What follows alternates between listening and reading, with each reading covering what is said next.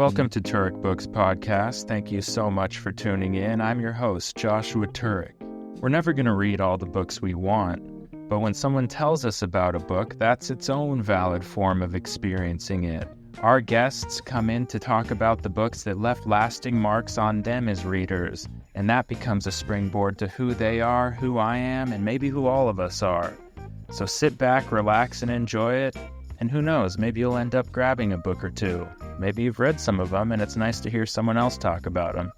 We want this to be like a book club, but without the guilt.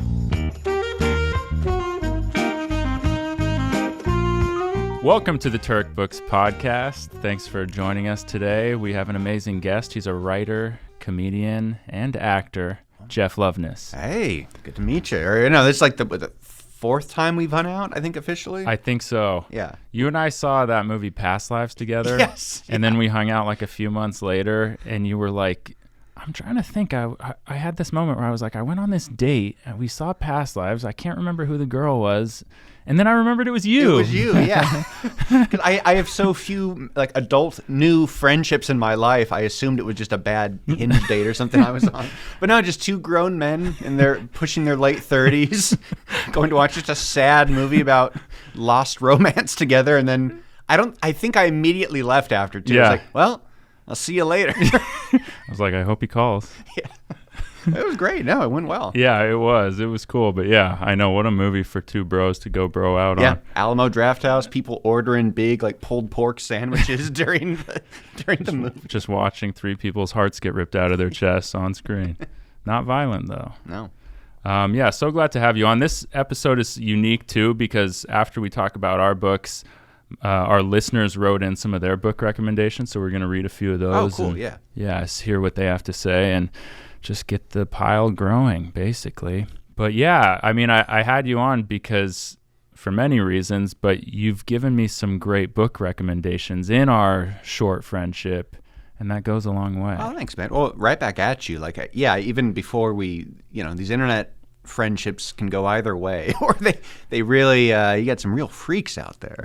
And so, no, I just liked your vibe, and I've seen your TikTok stuff or Instagram over the years, and yeah, I felt like we would get along well together. So thanks for reaching out. And yeah, no, that's the value of the internet. Is if you can get anything from there offline, it was worth the crippling addiction. Yeah.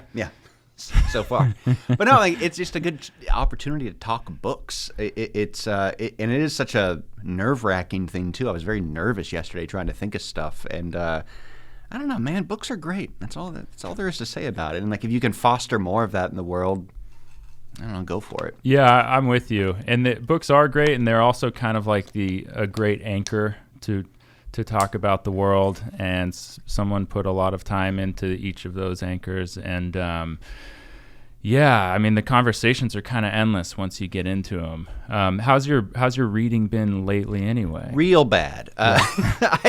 It sucks when it's a book that you know is good and you're not really linking up with it. I'm reading Love in the Time of Cholera right now, and it's just not doing it for me. And I feel like a real loser because I love Jeff, Marquez. I'm with you. Okay. That book is the title's so amazing. He's so amazing. Yeah. And it just never connected. It's just not hitting me. Yeah. And I'm almost done. And there's great passages and sentences, but it's odd when there's a foul ball for you. I brought another Marquez just to kind of offset because I don't want the guy's great. Yeah. But yeah, I've been trying to read Love in the Time of Cholera for about 2 or 3 months now, and it's just been sticking. Fair. And what else? I got a kickstart. I read Anthony Bourdain's book. Okay. And have you read that? I have. I think I like him less now. Dude. All right, this is why you're on the podcast, because we have equal. I think it's I should not have read this book. He loves himself so much. So much, and it never, to me, it never gets to the gut. No. In the way that you would have thought it would. Because I went through a phase during the pandemic. I read all of his books. I was like, well, I got nothing else to do. Going to read all of Anthony Bourdain's books. And similarly, and there was this one line, because I've worked in restaurants, He says he fires this waiter for drinking water on the floor in front of the customers, and he just lost me forever at that line. Yeah. There's I don't know if he would have written the same book if it came out these days. Like, yeah, a lot of this stuff is not too flattering, or it's like, oh, it seems like you're friends with a lot of sex criminals here. But no, I mean, no, and I mean that's the interesting thing is like, yeah, you saw a little further into people's truths because they weren't hyper managing their public images to the same degree that people have to do it now. And in the 90s or 80s, even like with the comedy space, like there was that sort of like intentionally crude comedy, and that was almost the joke of making it so outrageous. Right. Whereas like moods kind of tend to go in waves about that and how it works. But it was a great book, but I think it was just the fact of he was reading it himself, and I'm like, I kind of liked it when you were the guy who went to Vietnam and had some food. Yeah, and I heard like some really saw some badass rebel quotes of yours on Instagram, and then didn't think too much about it after. Yeah, that's so interesting you say that. Okay, so we're both disillusioned by the same men who we do respect. Yeah, no, and I'm glad I read it, but it was a thing of like, it actually was liberating. It's like, oh, okay, you can be the coolest guy and everyone's idea of what a cool person is, but you're still a guy who thinks you're cool because you listen to the Sex Pistols in your kitchen and like you have tattoos. I'm like, okay, that actually is liberating. Like, make your own form of cool, because in 20 years, someone will think you're just insufferable anyways. That's so true. I just read Richard Hell's memoir. He was in the band Television in the 70s New York City punk scene. I talked about it a little on the previous episode, but the point being, it came out 10, 15 years ago. So similarly, he wrote in a way that I'm not sure he would have written now. And contrary to it, I enjoyed the frank honesty. Yeah. Because he did it in a way that wasn't self-aggrandizing. It was more just like, all right, let me walk you through the swamp that was my life. Which, yeah, I mean, it takes skill. That's the difference. Two writers could write the same thing, but the way they do it, the outcome's going to be different for each reader. Yeah. And, the other thing I found out about Bourdain that sort of disillusioned me was that, he came out of nowhere after being a lifelong kind of kick-around kitchen guy to write this thing for The New Yorker that kind of put him on the map. His mom was an editor at The New Yorker. I did not know that. I didn't either. So, in his 40s, this bad boy chef got his leg up from his mom, which great. Like, what a lovely thing, but also, Yeah, it eventually kind of boils down to that most of the time. Yeah. I mean, every writer, what a gift, Everyone should have a mom at The New Yorker. That's what that's what I'm trying to say. That's what I'm trying to say. No, It's a great book, but and to its credit, I think that I listened to it mainly on audiobook, and that kind of saved. I'm a big audiobook guy. Are you? Okay. Like it's a nice supplemental thing, and it can kind of kickstart you back into books. So Marquez, I hate to say it, I was getting a little slow, feeling down on myself, and then the Bourdain audiobook kind of kicked me back into it. I think I can get back on the horse now. Okay, cool. Yeah, no, I'm not a big audiobook guy because I feel like I'm on a road trip with someone who won't let me talk. Sure, yeah. But that's just my own attention need complex. But I think an audiobook is probably the purest form of human story. Like, I think it's with great. Using technology, that is the oldest tradition in the book, is someone telling you a story. And I think for some of the bigger stuff or the blockier stuff, I think Russian novels, if you can supplement an audiobook with reading it at the same time, it really helps it go down smoother. And like you just said, yeah, like there's this primal thing where if you hear the story told to you, I can remember where I was listening to certain parts of certain books. And it really, I don't know, it like physicalizes the story for you. So the road trip or a long hike that you're on or something, I don't know, I always do kind of, especially, and maybe just my own bad attention span or whatever, but it does sort of help break those bigger books and make them a bit more accessible too. Like, yeah, Don Quixote or any Tolstoy or Dostoevsky, like if you can hear it, you can hear the rhythm of it, it kind of makes it a bit more digestible when you read it as well. That makes sense. And you're not staring at page numbers or a thick book in front of you. Yeah. And there is something kind of intimidating about a huge book. And it kind of, yeah. I got to turn through this entire thing. It helps you get into a rhythm with it too, which I think is like, if you can get a nice little read 65% of it, listen to 35% of it. I think it just helps it go down smoother. Yeah, okay. And it's not as intimidating to you. Yeah, so you're making like a little cocktail out of it. I think so. I think with the bigger ones or the blockier ones, that kind of helps. And it just makes it a bit more it feels easier. I love that.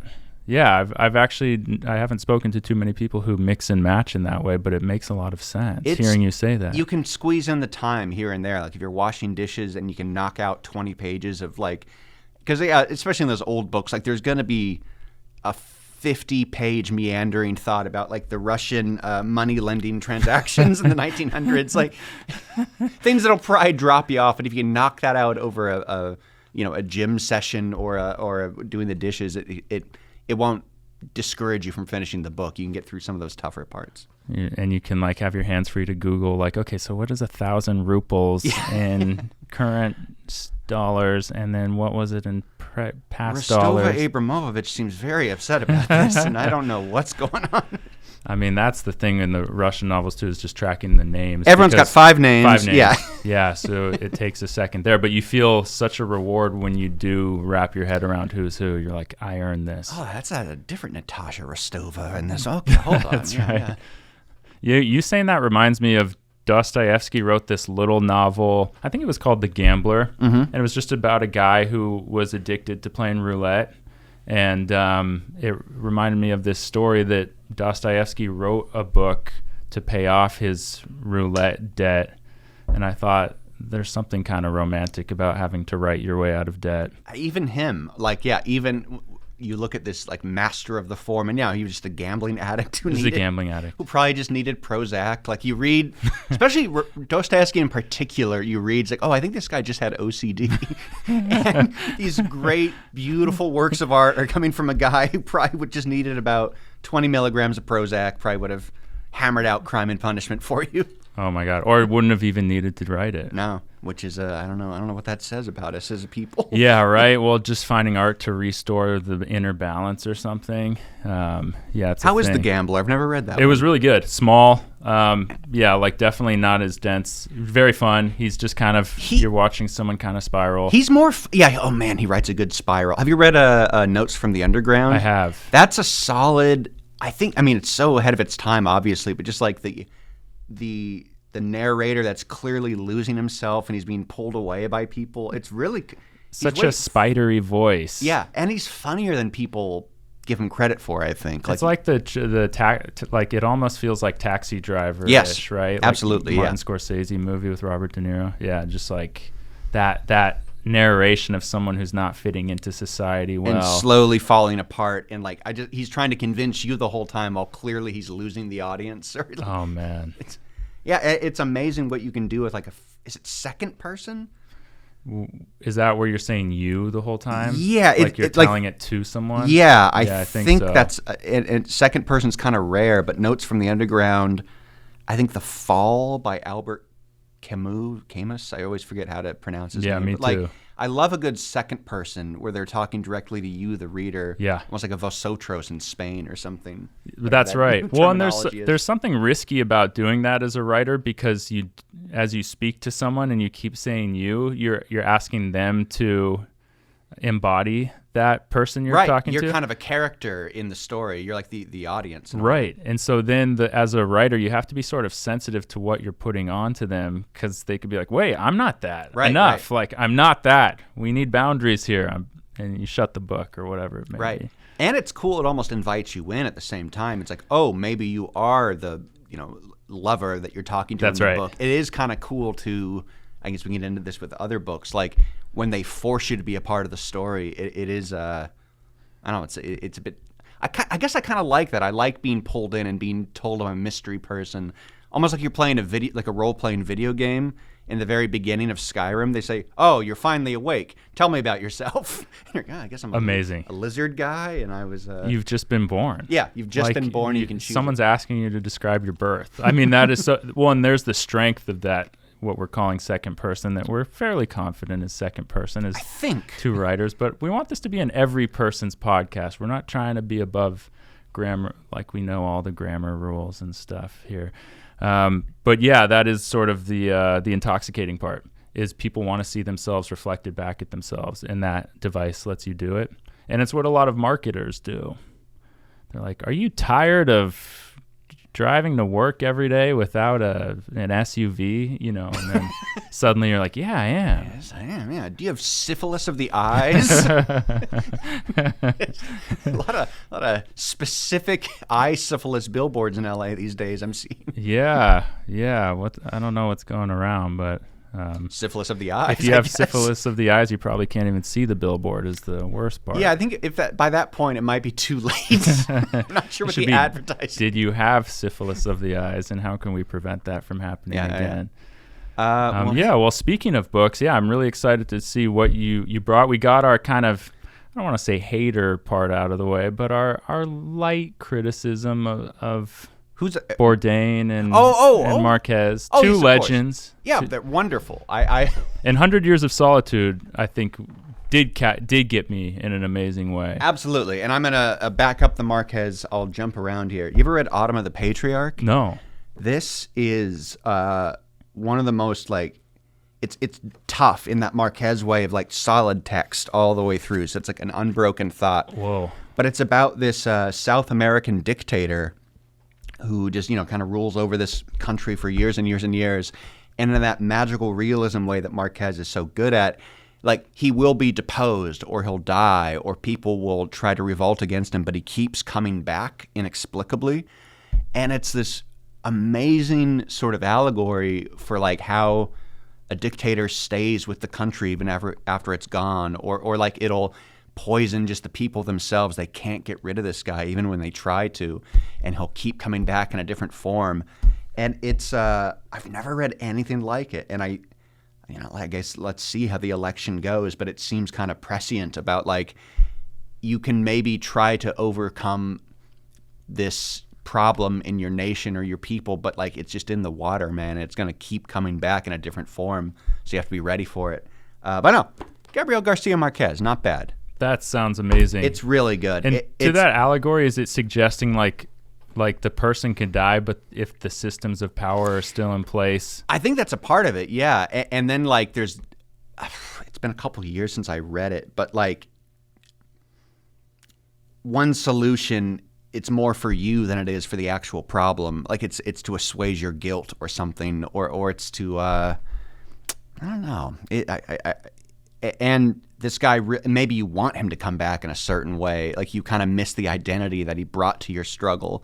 And without this person in your life, what even is your country? Well, that was the thing. However you feel about Trump, he was a galvanizing force to one side or the other. Right. He's a defining figure of this century, so unfortunately. If you were with him or against him, you felt strongly. And that feeling feeling strongly is better than not feeling. Right. Or being glazed over about things. And quite honestly, I'm not a Trump voter, not to get too into it, but I do think he was at least funny. Yeah, well, I mean, that he's kind of supposed to be. It is this buffoon. Right.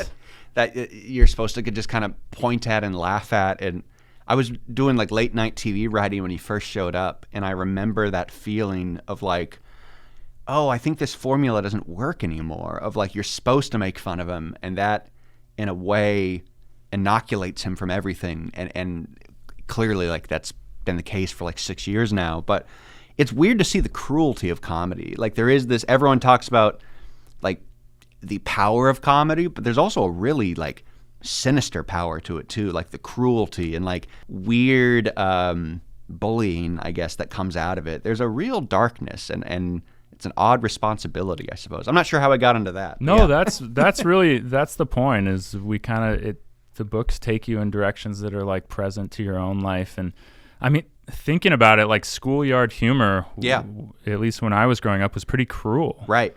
Absolutely. And it's why do we laugh at that? I don't know. Is it just the incongruity that gets brought out, and our brain just kind of snaps and goes, that's funny? Because maybe it scares me, and maybe it's us trying to define ourselves. I don't. Someone's better than me will have to come up with the take on fascism, but there does seem to be a big, obviously insecurity, and so it comes from a place of trying to be. I don't know. They're all trying to pretend to be Marcus Aurelius now these days, or they're trying to kind of build themselves up into this Aryan ideal or something. But I don't know. It seems like there's I don't know, it seems like there's a cruelty building in the world, especially in the comedy end, and I hope we can pop that balloon. Yeah. Yeah, does the cruelty draw us closer to a certain uncomfortable truth of the harshness of nature?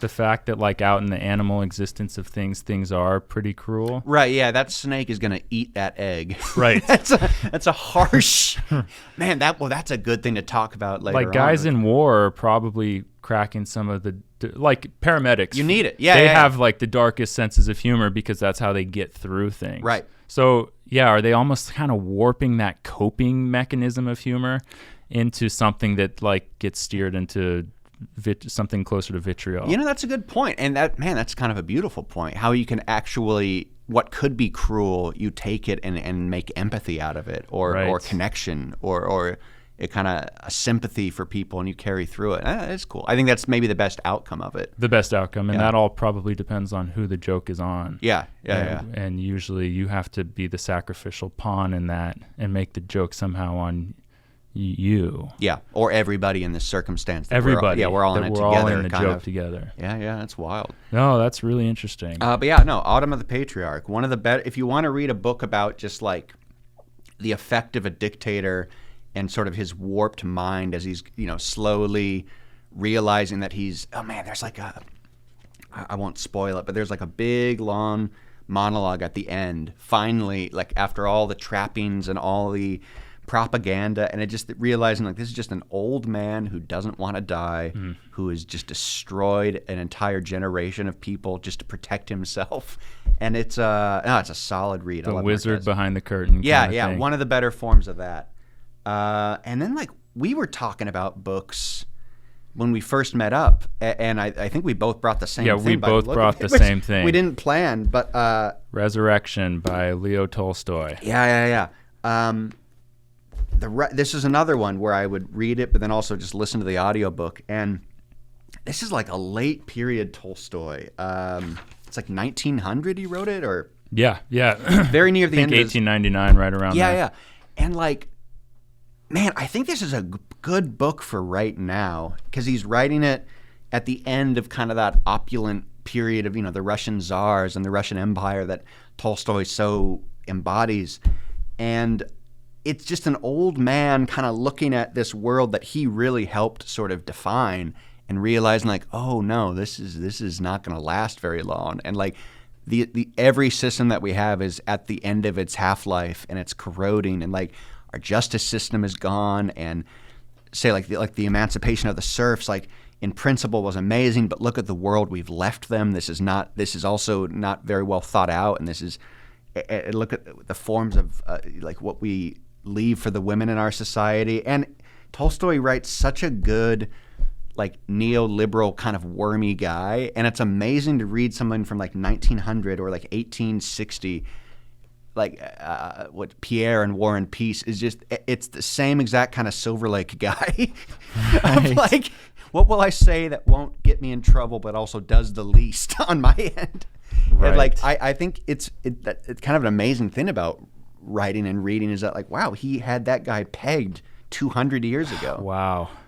And yeah, that guy has probably existed even longer than that. Yeah, longer. Yeah, Gilgamesh. But he feels so contemporary, right? Yeah, we keep thinking, we uncover something, but no, like, especially the guy in this book, if I remember correctly, there's a past sin that he does, and he even blames himself for this woman's life that he has something to do with, but it clearly becomes clear that he is just trying to make himself a martyr for her. Like he wants her to apologize to him for ruining her life, basically, and to let him off the hook. It's really like prophetic writing. And he wrote this like 18 years before it all fell apart, like in the Russian Revolution. So I don't know. I feel this one doesn't get talked about as much as his other stuff, but and it's almost about half the length too. So if you're looking for a Tolstoy novel and you kind of want to wade your way into it, I think this is a good one to start with. And what I think about, like, what a brave book to write of him too, because like at this point in his life, he could have kind of rested on his laurels of being like kind of the apex of Russian literature in that era. But like he also looked around and saw the world that was kind of coming, and like, oh, the world we're in is not good. the world that's coming is probably not going to be much better, but this one deserves to kind of fall apart too. Wow. Because he was celebrated in that world. That's what you're saying. He's the icon of his time, and yet he even knew, it's like, oh, I think this is a lie, and I kind of helped build it in a way. And he's willing to be honest about the world at the turn of the century. And it's also really beautiful, too. It's like optimistic. And the book is called Resurrection for a reason, which I won't spoil too much. But like, it really is a beautiful little book. And maybe it shows, like, even maybe that's the theme of the books that I chose. If you're in this late stage era of, say, your empire or your life, you're kind of at the tail end of things. It's like that Sopranos pilot monologue he talks about. Like, you're coming in at the end of things and you feel like maybe the lights are going out. How do you still have a happy life, and how do you find meaning for yourself in a world that's kind of, the wheels are coming off? If you're feeling like that in America, I think this is a book I'd recommend. I mean, that's amazing. And who isn't feeling like that in America? Who isn't? I guess let's keep with this late stage decline kind of novel. It's my middle name, baby. What else do you got? We talked about this one as well, and it's an old favorite of mine, The Master and Margarita. Just a piece of Soviet. I guess I'm going on the Russians today. It's by Mikhail Bulgakov, and it's just one of those like Soviet satire novels that had to be so absurd to kind of get around the censorship and the prevailing thoughts of the time. And I don't even think it was published in Russia for years and years. It got censored even as much as he tried. But it's one of those books that makes you feel like, oh, I am not a writer. Like, I wrote Ant-Man and the Wasp: Quantumania. Like, this is not, I did not write. Like, it's a very broad umbrella that includes all of writing. But like, I think this, we were talking about this when we met, like the opening scene of this really nails, I don't want to say, what's a better word than like cognitive dissonance, or like refusing to believe something that's in front of you, and kind of like that Soviet era of like, there are things that you believe, but they're not allowed to be true in the world that's constructed around us, which I kind of feel like America might be entering into its absurdist era. Like we talked about misinformation, or like what Trump represents, and even you can't really make fun of Trump because he is kind of this buffoon. So what can you say about him that's actually true, or that can actually stick? I don't know. In a world where the facts aren't as important and they're not as like steadfast. No one really believes the same sets of facts anymore. If it's all quicksand, how can you make a declarative statement? And that is a pretty slippery thing. And also, I got to say, like, with good reason, a lot of people don't believe the facts, because you get enough evidence over the decades of like, oh yeah, turns out those things they were calling facts were lies. Right. Yeah. And they did have agendas behind them. There is. Yeah. There's never been a cohesive truth to the world, and now we've scaled up information so much that it's finally catching up to us. Yes. And it's hard to kind of form, how do you form a new canon of thought when it's like, oh no, there's a lot of thoughts out there. Yeah, kind of the less you know, the better. When I feel this actually, like the opening scene of this book represents that in a great way, whereas like Russia used to be obviously so orthodox and so deeply Christian, and then Soviets come in and like, religion is almost banished or at least is unpopular in like kind of the Marxist thought. And the book there's like great cold open of like Satan walking through either Moscow or St. Petersburg and kind of shocked, and like people don't believe in him anymore, and like they refuse to see that he's there. And it is this really funny, I just love the idea of Satan kind of being offended and hurt that these people don't even fear him or understand him anymore. And I mean, I think you read this sooner than I did. It's been like almost 10, 15 years since I read this. There's like a cat with a gun. It's something about Pontius Pilate and hell. Like, what else happens in this book? Go on. Give me the details. That's about it. I just remember loving the vibe of like, it's just these absurd characters, and what maybe the power of censorship or the power of limits, what it forces you to get a bit weird with it, I suppose. I haven't read too much else from Bulgakov, but I want to work through them. Yeah, that was my interpretation of it. First off, you recommended that book to me, I think, when we first met. I went home and I read it, and I was like, I was blown away by it. For all the reasons you mentioned, there is a Pontius Pilate subplot where the writer in the story is writing a story about Pontius Pilate, who sold out Christ, and it's really captivating and compelling, and somehow it aligns with the main story. which is, the devil comes to town. And I can't remember, St. Petersburg or Moscow. People refuse to believe him. And he also, him and his kind of posse, one of which is a human-sized cat, tomcat, right, put on these magic shows in town. And using this thrilling entertainment, the crowds flock. And then the crowds, they get so enticed by what's being offered at this magic show that they lose their clothes and they lose, kind of their spirits. And so there's a lot going on. Like you said, absurdism. He was persecuted in his lifetime. Someone told him, actually, I was reading up on it, don't worry, like, people will find your work long after you're gone. And he said, well, a lot of good that does me now. Yeah. Which is just such a true artist statement. But and then I think he kind of made peace with the Soviets, like not peace, but like, learned to color in the lines a little bit. Yeah, and they gave him some kind of theater director job, and even then he went across the lines, out of the lines again, and I think he lived a pretty rough life. And yet here we are, still talking about him. Still talking about him. And it is amazing, like it is a testament to where, like, he would have never written this book if those limitations weren't placed on him, or if he didn't feel that outside pressure. And that is, I guess, that forever lesson that is so weird about, like, those horrible things that you live with or you're enforced into. It's like you do not know who you'd be without him, and it's fun to see how, like, it warps you into making something just beautiful about it. Yeah, and we do not know what the things we put out, how they're going to ripple through time. Yeah, no, it's amazing. Where else we got? I brought too many. This is, I'm loving this stack, and you're moving through it at a good pace, too, cool, so it's like, let's go. Bring it on. Invisible Cities, Italo Calvino. All right. This one is, especially for your younger, like, listeners and your TikTok crowd and all that, this is a, like, easily readable book. Every chapter is like 2 pages, 3 pages, and each chapter has such a big visual idea or a feeling behind it. I read this a long time ago, and it kind of, like, just really inspired me, and it reminded you just how much a book can do in such a little amount. And basically it's about Marco Polo being brought before Kublai Khan in the Mongol Empire, and Marco Polo has to describe all the cities that he's been to that Kublai Khan will never see because he's busy being Kublai Khan, I guess. But, like, and it's the biggest land empire of the day, but each city is a chapter, and each chapter is, again, like this kind of magical, realist, kind of sci-fi world.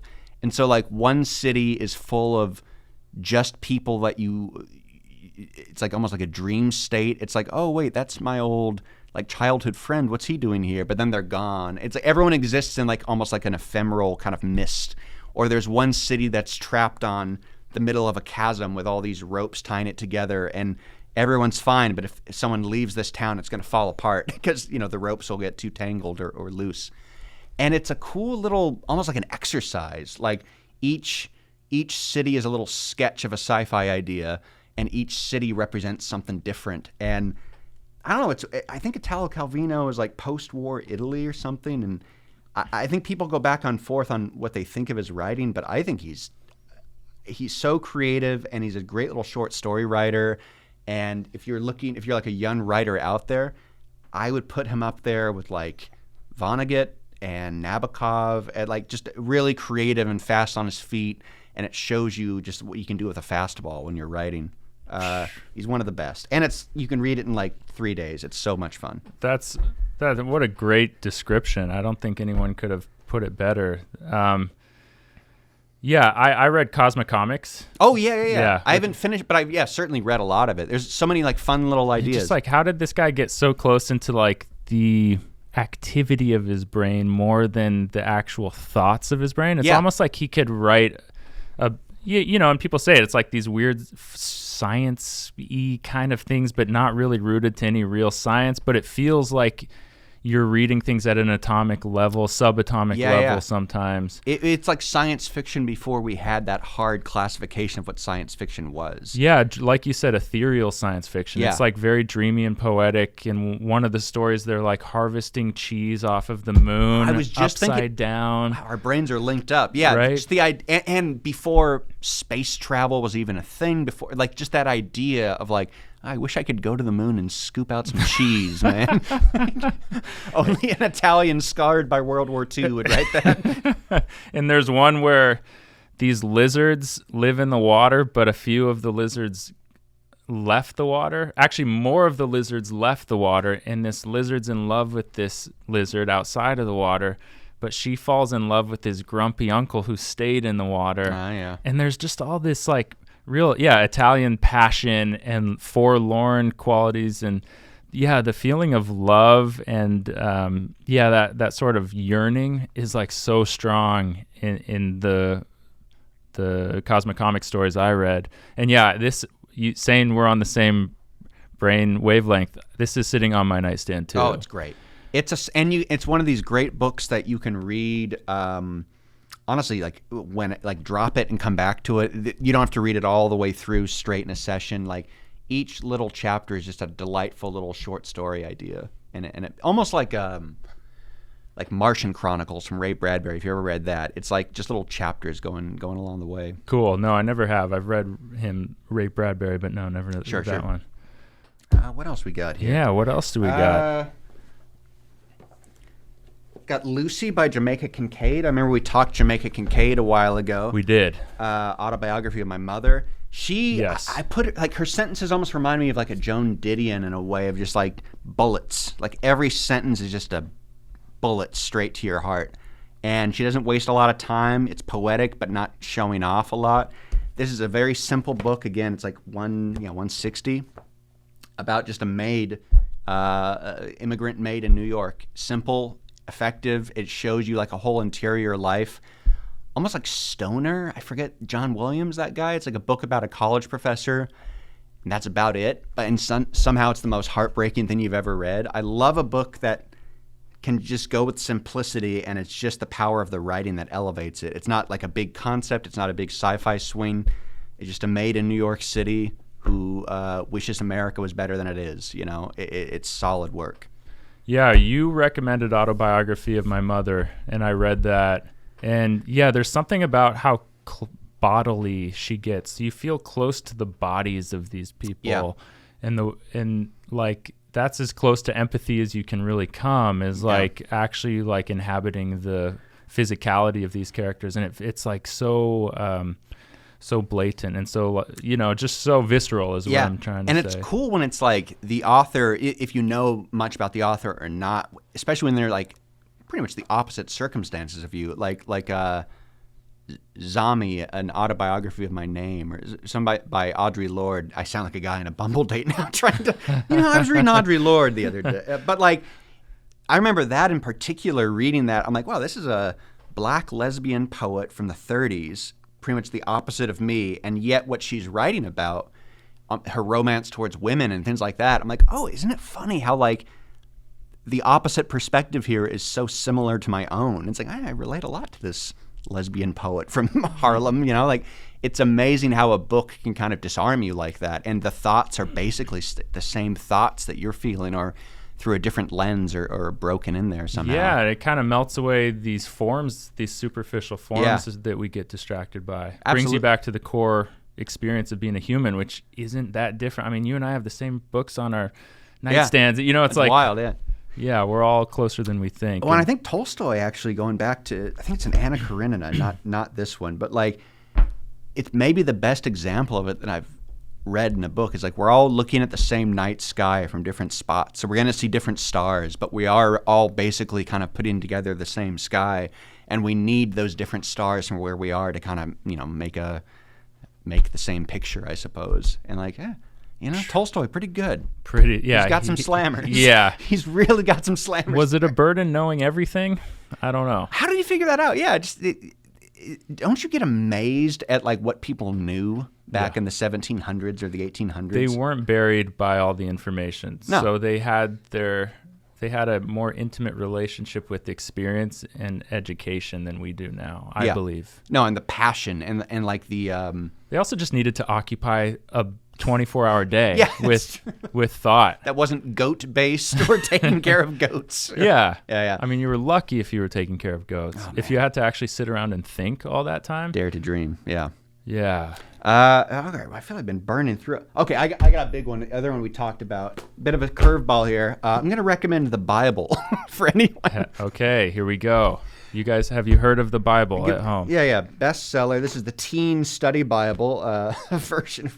I was raised really evangelical and deep in all that stuff. And, like, there's a lot to say on that. It's probably more of another podcast. But something I think in my adult life I ended up coming back to was like when you actually read the Bible, and I feel it's not really, obviously there's a lot of thoughts on it or what it's about, but as an actual book, it's really interesting and it's a good read. It's a good ass read. Yeah. But I want to blurb that for the Bible. Good ass read. It's a good ass read. And it's so kind of hard to get into, and it has such a bad rap from kind of the worst people in society. Have been using it for centuries as a cudgel for any sort of moral crusade they want to go on. But it is responsible for a lot of that. But much like the world itself, it's responsible for a lot of beauty as well. And it's kind of this impossible thing to reckon with because it's just such a force of, especially like the Western world. I actually, for like the readers out there or whatever, like I think you can't fully appreciate American literature without the Bible. Like you really, like reading Steinbeck or Tennessee Williams, Truman Capote, Faulkner, James Baldwin, like all those guys have such a kind of seeped in language from the Bible that like I think giving it a read, it is going to really help you as a reader as well. Just to even the stories or the allegories or, just to have in the back pocket. I think it kind of makes the world make a little bit more sense or explain why the world is this way. Yeah, that's so interesting. And I don't know. It's like, it's just nuts. When did you come back to this? Or did you ever depart from the stories? Oh, yeah. Like there's all that teenage stuff. I don't know if you've watch some atheists on YouTube, and they make some good points. Turns out Christianity has some flaws in it that through the years some eagle-eyed readers have pointed out. But I think actually when I started getting more work as a writer, probably was like more things like the Rick and Morty writer room. They're really big on structure and story structure, and you got to pull so much stuff. And I accidentally found myself really going back to the Bible for like story structure beats and character beats. And I think that actually like helped me reappreciate and kind of revisit. It's just deep mythos, and it's really good. And it's got beautiful poetry, and the philosophy is really good. And then, of course, it lends itself to either misinterpretation or overrepresentation of like taking stuff way too literally or using something for your own ends. It kind of is the most human book in the world because you can kind of get anything out of it and use it for anything. And whether you use that for love and mercy or subjugation and oppression is kind of up to you and or the Pope. Yeah. But like if I was recommending the Bible to someone, once again, you got the Stone Cold Slammers. I would do like Genesis, Exodus. That'll be like your Adam and Eve stuff and, Noah. I guess like the best thing about the Bible is that like you've heard these stories, but then like the Bible always goes a few chapters later than what you've heard. Like, so Noah's Ark, big flood comes in, Noah's got animals and all that. The story ends there. It's like, no, the story ends with Noah realizing what God has done to the world, realizing he's like the only man left with his family. He gets like pass out drunk and he just passes out naked in front of his whole family. And then his sons have to come and cover him up because he's shamed all of them. He's naked and passed out with wine. And that's the end of the story. Like no way. That's where Noah's Ark ends. No way. It's like, so the Ark arcs even further. It's amazing. So there's a sequel. Yeah. And I just like all these Bible characters that we try to have these great morals from are just messed up guys. Like, God's presence in their life never goes well for them. Like, cautionary tales. Yeah, they really are. They, in the same way you could look at like a Greek myth or something. They're very fallible characters. And it has great tropes. Like, a villain in the Bible, I think, is like, I love just the in-universe logic. It's like, okay, so in this world, God exists, and yet you still say, like, no, fuck this guy. I'm going to do what I want. Knowing... There's this guy, his name is like Sennacherib. He's an Old Testament kind of villain. He's from Babylon. And he just rolls up to Jerusalem and gives like a 2-chapter poem, basically, about how much he doesn't like God and how much he's going to fuck him up. And, you know, God, like, rips him apart with dogs or something. Like, it's a very, like, where, like, all this Game of Thrones stuff people talk about, or, like, it's just a very unflinching view of the world that is also poetic and big. But, like, I think it doesn't get enough credit for how, like, metal it is. It's very, and this is maybe getting more into doctrine, which isn't quite maybe the root, but it doesn't flinch away from the fact that, like, no, life is awful. Like, you will lose your innocence, and you will wish to be as innocent as you used to be. Even like that Adam and Eve story, which plays kind of like a fairy tale. But then when you think about it, it's like, wow, isn't that just the essence of being alive? It's like you have this childhood and you have this innocence, and you think you want to know more, and then you grow up and you realize that, and you become an adult, and you can never go back to being a child again, and your whole life is just going to be missing the innocence that you had. These stories stick around for a reason, and like, I think people get tripped up trying to make them too literal, or they try to, you know, get into the weeds with it, but like, it's just a solid read, man. You saying that like created a visual of me putting in the AOL CD into my computer, getting ready to go on the internet for the first time, you know, where I'm like, boom, eat that apple, man. Yeah. And then like, so if I guess, like, to the readers out there, if you want to just get like a crash course and to help you kind of appreciate other, like, I guess more Western books, yeah, read like Genesis and Exodus. You can jump around a little bit, and then just read those first 4 Gospels, like Matthew, Mark, Luke, and John.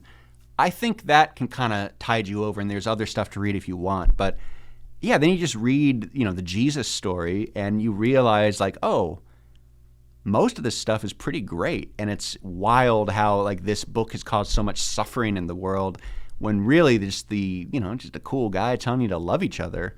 And, almost feels like arbitrary to what the core content of it is. It sounds like, and that teaches you a lot about the world too. It's like, wow, like, even something with the quite literally the best intentions in the world can get just damaged and diluted and cause so much pain for people.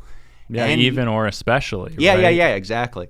And yet, at the same time, it has carved the world that we know, and it's impossible to imagine the world that we know without Christianity, and what it's done to history and culture and art, or whatever. And how you and I gauge what we call a good or a bad story has been so influenced by this sort of genesis of stories in a lot of parts of Western culture. So to the point where it's indecipherable, and then you go, okay, well, by those value systems that I now possess, it's like music. You're like, okay, I don't like the Beatles, but I like all the music that came because the Beatles showed up when they did. You must accept the Beatles. You must accept the Beatles. And they, of course, they cohered a bunch of music that had previously been unheard, that was, you know, R&B, you know, blues, all these things that was from an even more fundamental world. Right.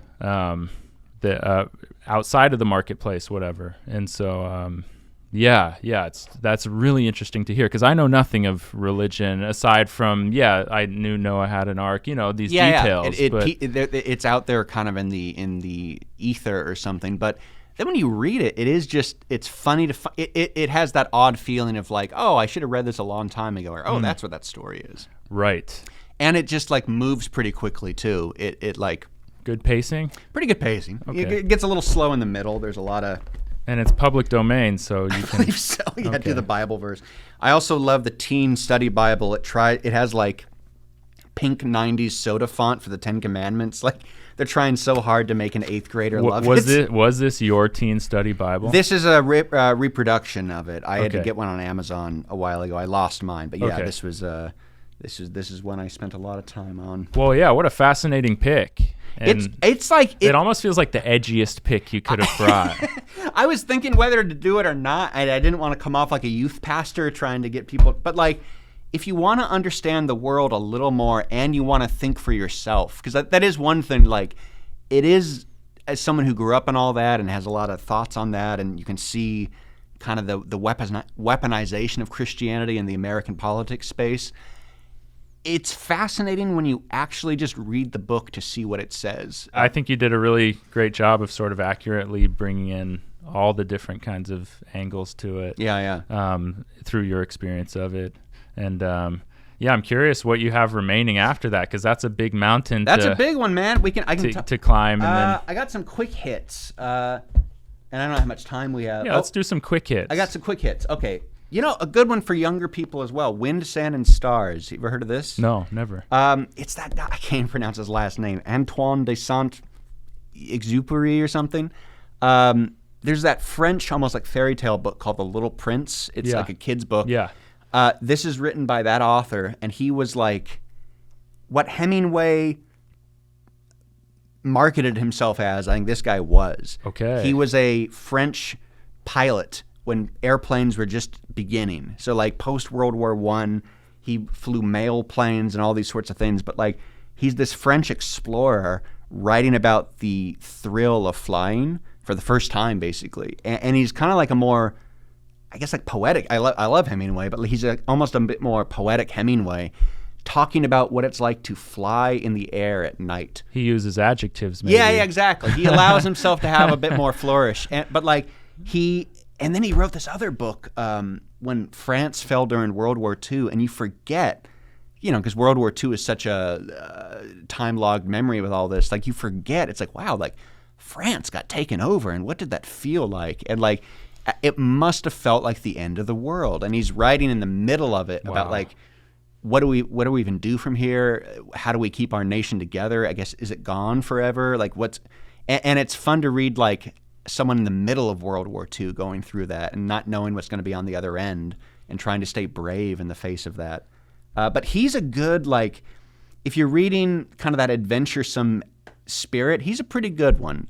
He sounds great, and I've never heard of him at all, so I'm like super intrigued now. Yeah, it's a fun little like adventure nonfiction kind of guy. I don't know. Yeah, he's solid. Cool. I got quick little sci-fi, The Q by Basma Abdelaziz. I just read this one a couple years back, but it's like a new dystopian sci-fi kind of world, but it's set kind of in the Arab Spring, I think Egypt.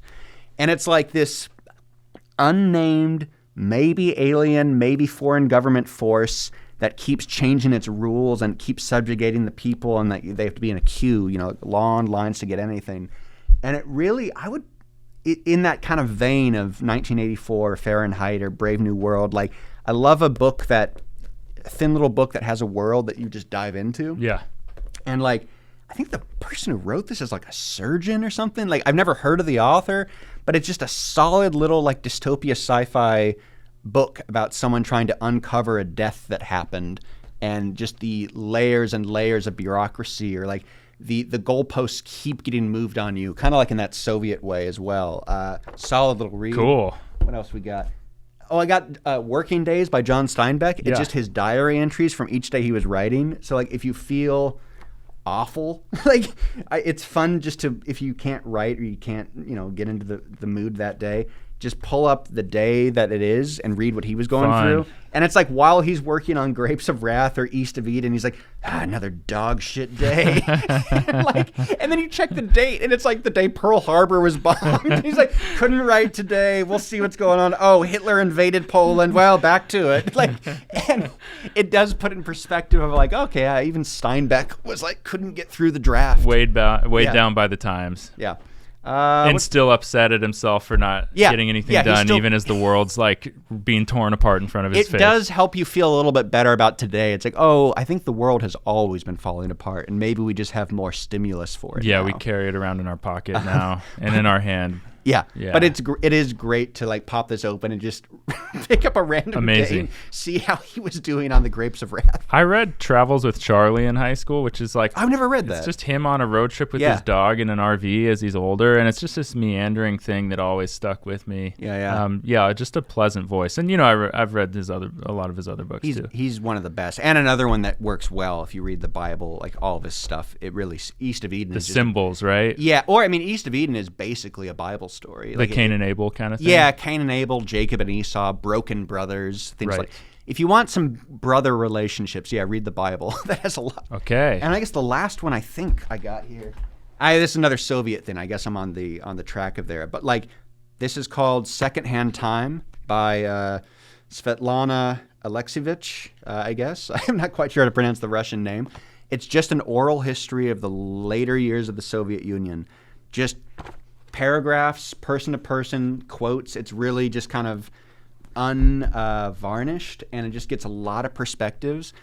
And it just, you'll have people who really bought into the system and their disillusionment growing, and then there's people who knew the system was bad and falling apart, and then it has people who were arrested for years and sent away. And again, people that make you feel like you can't even call yourself a writer, because like this guy wrote poems that were found out, it got sent to a gulag and came back and still kept at it. And it was really, one guy in particular made a really good point. I think we were talking about this either on the podcast or in our previous hangout sessions. How do you stay upbeat in a world that is so clearly breaking around you, or so clearly kind of built to break your spirit? And you really admire these people that are born into something that you can't really escape from, you can't get out of, you kind of have to accept. And even the act of acceptance as kind of oppression in its own way.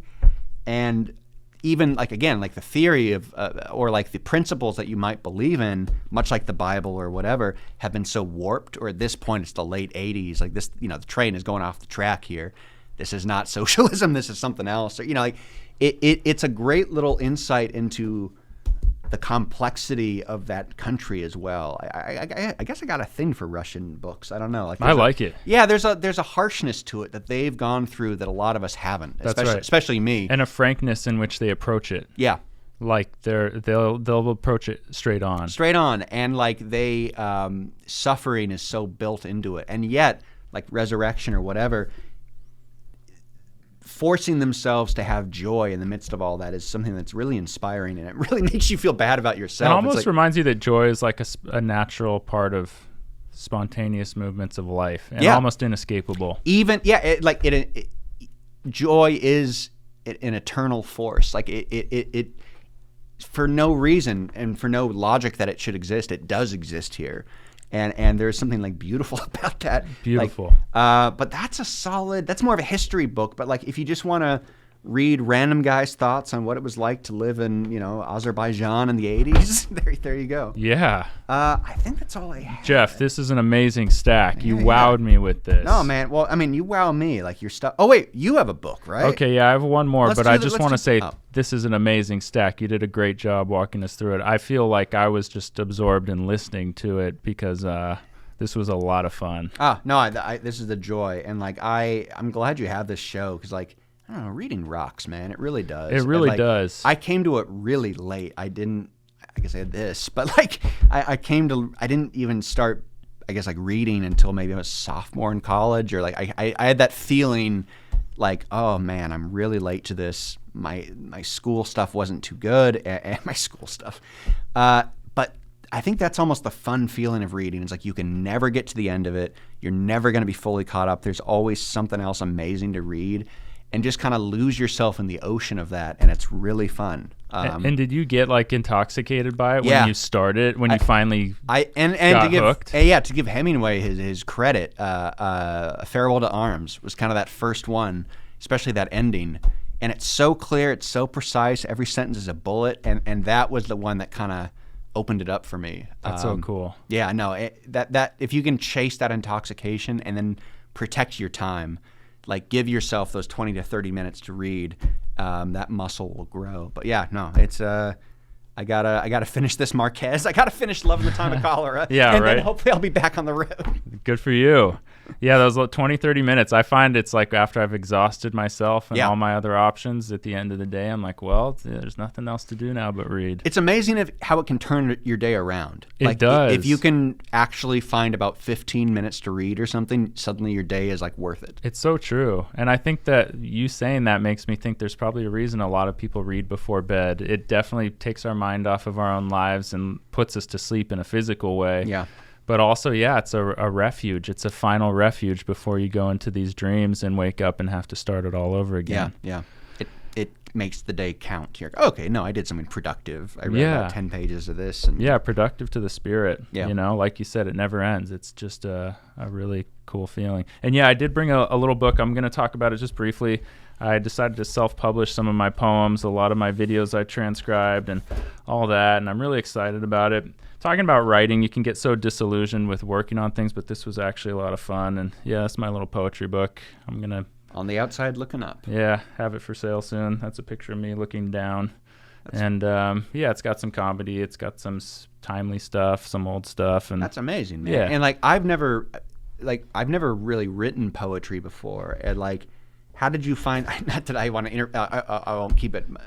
I won't do a Terry Gross interview. But like, how did you find it? Especially in comedy, it's really hard being vulnerable. We always talk about how vulnerable we are, but comedy is not that vulnerable. It's always putting up a defensive screen between you and your pain or something, or there's always a bit of an ironic detachment. How do you find writing poetry? Are you able to does it feel like you're putting yourself out there? Do you ever get past that 8th grade feeling of like, oh man, Jordan's going to call me gay? If I, there's always going to be that 8th grade bully in the back of your head. Like, how do you feel about putting your poetry out there? Yeah, you saying like comedians think they're vulnerable, but they're not. There is something I've recognized where comedians want you to laugh when they want you to laugh. Oh, yeah. And then there's almost an opposite feeling to them being laughed at when they're not in control. Absolutely. Yeah, and I guess it's ceding some control, but I think I'm just naturally riding that edge of cringe anyway and melodrama, and it's just something I've just accepted in myself and hope that it's stylized enough that some people get on board with it or not. And not trying to be too self-absorbed with it. Like, try to think, how does this communication land with other people? No, I think that's the way to do it. Like, yeah, everyone overuses that word cringe and pretension or whatever. Right. Like, I think just earnest is the word to use. Yeah. And if it's good, it'll be earnest and cool. Like, everyone weaponizes things toward vulnerability, right? Yeah. And they find so often symptomatic in our world is like this irony and knowing everything. Yeah. So that you can kind of be the one who sees the big picture and can stand off from it rationally. And yeah, there's something a little disheartening and disingenuous about that at a certain point, because it's like, no, part of this experience is being vulnerable and being soft. And I think there's a lot of humor in this book too, so I use that at times to sort of cut into that vulnerability. But I don't know. We'll see. That's something I like about your work, though. It's like, and you ride the line. I think we talked about this when we first met. Like, I love that comedy style that hits on, like, it's deeply sad, but that's what makes it funny. And like, you have a nice little knife edge with your poetry of like, you embrace the cringe, like you're saying, and yet the cringe is saying something that's true.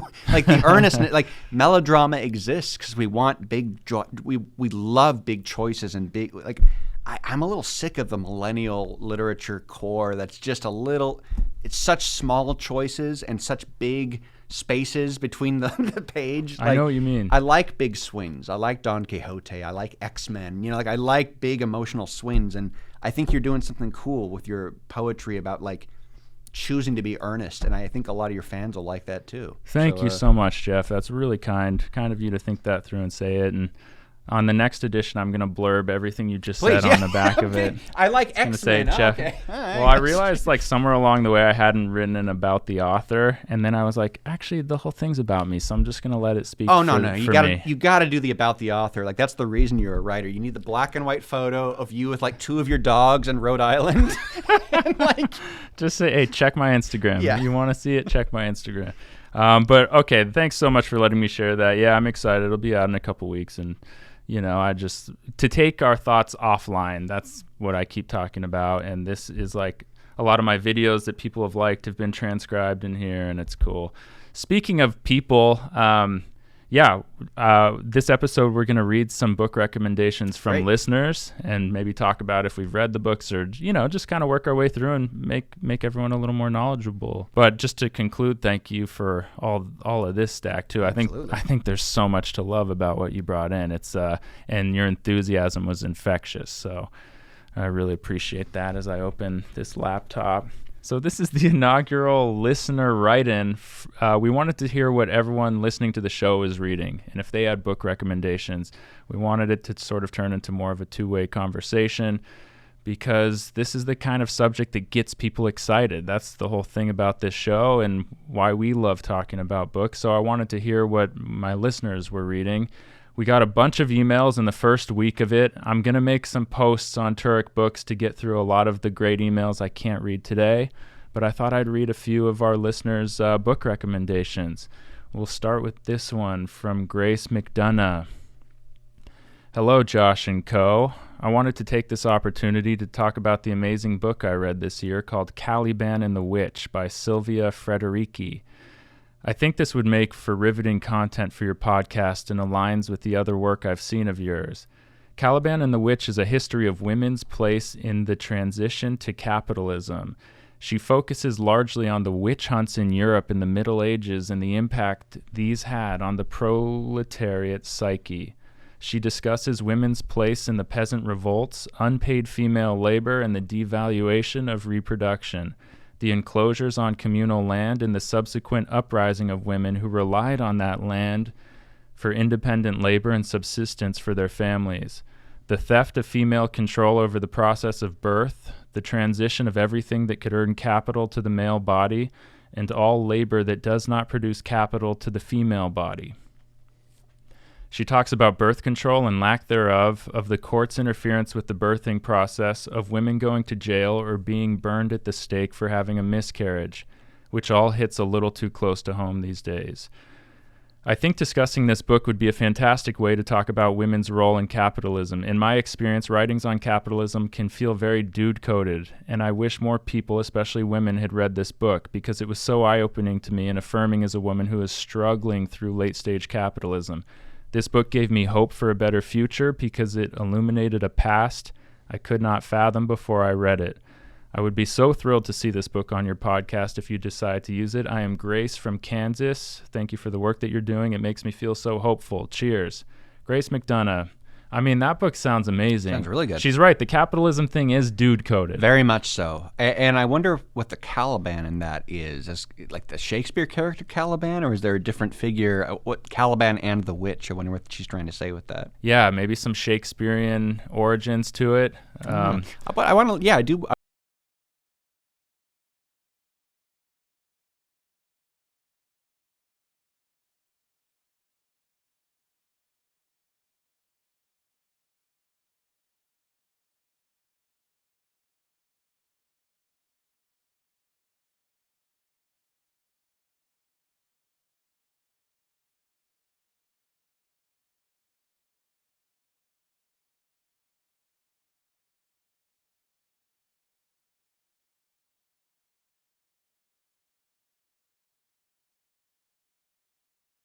To see is Learning to Die in the Anthropocene by Roy Scranton.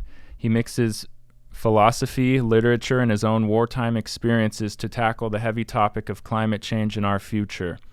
He brings in ideas from big-name philosophers like Nietzsche and Heidegger to delve into mortality and how we handle life's biggest challenges. These philosophical musings help frame some really tough ethical questions about our existence and actions in a world facing ecological disasters.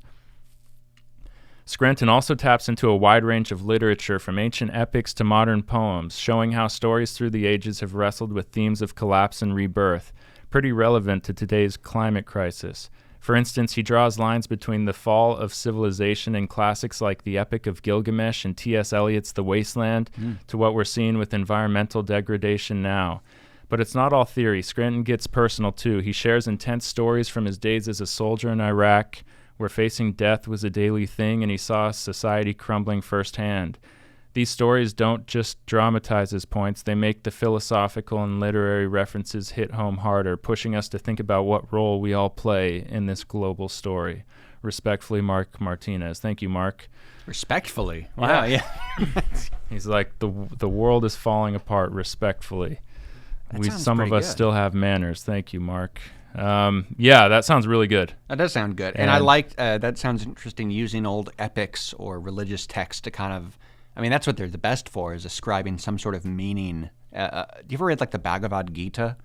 No, I haven't, though. That's worth it, like beyond the Oppenheimer quote and all that, because there is like a part where, I guess I'm going on a rant, sorry, but like it's basically the nature of warfare, and this guy is on one side of an army looking at the other side, and he knows some guys on the other army. He's like, oh, I think these are like distant cousins of mine, or like, why are we fighting? What is going on? And basically, was it Shiva? Anyways, at the very end, there's basically this statement that feels almost geological, like this. It's like, these questions you're asking are always going to be asked, and all you have to do right now is the duty that you're here for, and like just trust the big questions to me. Almost like give your worries to the sea and just be alive and enjoy the moment you're in. I'm not quite sure. That's probably a ramble, but no, you're saving this bit actually, because I didn't have much else to say after I read it, so I appreciate it. Yeah, of course. No, I mean, it seems like what people are writing in about are what their contemporary worries, what's drawing their attention now, and how they're finding information to work their way through that. Yeah, and the contemporary worry is just the old worry with a little extra, drizzle on top. That's right. It's the same exact thing that, like, Shiva was worrying about back then. That's right. The context changes, but universal quality of things stay the same. Well, thank you so much to our listeners for writing in. I think we're going to do this again. It's a lot of fun hearing about what you're all reading, and fun kind of beginning a newer conversation. So thanks again for everyone who's written in. And there were so many I can't get to that are still so valid and still so nice to read and interesting to read. So I hope you're all having a good time on your book reading journeys. I've had a great time today. Thank you all so much for tuning in. Our guest, Jeff Loveness, for bringing a stack of amazing books and telling us all about them. Thanks for having me, man. And I can't wait to read your book. That's very cool. Like, I hope it's hard to feel proud about anything you do, but like you had a book of poems. Like, that's incredible. Well done. Thank you so much, Jeff. And thank you for tuning in. We'll be back next week. Thank you for listening to another episode of Turek Books. Be sure to like, subscribe, thumbs up, any kind of thing that could help us get listened to or watched by more people. We really appreciated having you and hope to see you again next week with a new guest and plenty of books. Take care until then.